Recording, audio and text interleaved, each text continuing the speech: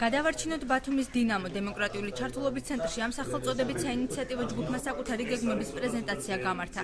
ჯგუფის წევრებმა, რომელთა რიგებში მოქმედი და ყოფილი ფეხბურთელების გარდა რიგითი ბათუმელები არიან გაწევრიანებული, საზოგადოებას ბათუმის დინამოს განვითარების საკუთარი ხედვა გააცნეს და დინამოში ამჟამად არსებულ პრობლემებზე ისაუბრეს. ბათუმის დინამოში არის ახალი ენერგია არის მოსასვლელი, ახალი ხალხი არის მოსასვლელი და ახალი ძალები არის მოსასვლელი ბათუმის დინამოში. ჩვენ გვაქვს ოლაპარაკები ინვესტორებთან, რომლებიც დაინტერესებული არის ამისათვის და არიან მზად რომ ბათუმის დინამოში ჩადონ ფული. დღეს ბათუმის დინამოს არანაირი სავარჯიშო მოედანი გააჩნია და აუში არანაირი პირობები არ არის. იმ სტადიონს ჩვენ რომ სტადიონი აგვიშენეთ, მაგრამ აი იმ სტადიონზე ვინ უნდა შეუშვათ? არანაირი სკოლა არ გააჩნია ბათუმის აუში საერთოდ აჭარაში სკოლა არ არსებობს, ისე რომ ბავშვი გაიზარდოს იქ რა. იქ საწუხარო ბავშვები თამაშობს რაღაც კორპუსებში.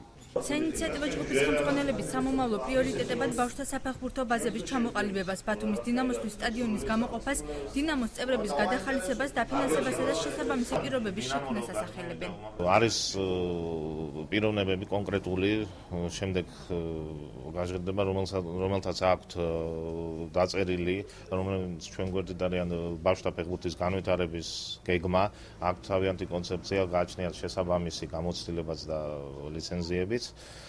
პლუს ამას ჩვენი უმთავრესი მიზანი არის დინამო რომ დარჩეს უმაღლეს ლიგაში. ამ წუთას არსებულ ვითარებაში დღევანდელი მდგომარეობით არ უჭერთ მხარს რადიკალურ ცვლილებებს. შეხვედრას ბათუმის დინამოს გულშემატკივრებიც ესწრებოდნენ, რომლებმაც საინიციატივო ჯგუფის საკუთარი პოზიცია გააცნეს და დინამოს გადარჩენის აუცილებლობაზე ისაუბრეს. ბათუმის დინამო არის ჩვენი ქალაქის გუნდი და თითოეული ჩვენი მოქალაქისათვის ძალიან მნიშვნელოვანია, მით უმეტეს ახალგაზრდა თაობისათვის, რომლებიც ფიქრობ უნდა ჩაერთონ ამ პროცესში აქტიურად და მე მოვუწოდებ რომ ყველა ბათუმელი შემოგვიერთდნენ, გამოჰყვნენ თამაშებს და მოქომაქო ჩვენი ქალაქის კლუბს. მდინარე მდგომარეობით ბათუმის დინამო სატურნირო ცხრილში იკავებს ბოლოდან მეორე ადგილს, რაც ჩვენთვის არასახარბიელოა და გავარდნას გვიქადის.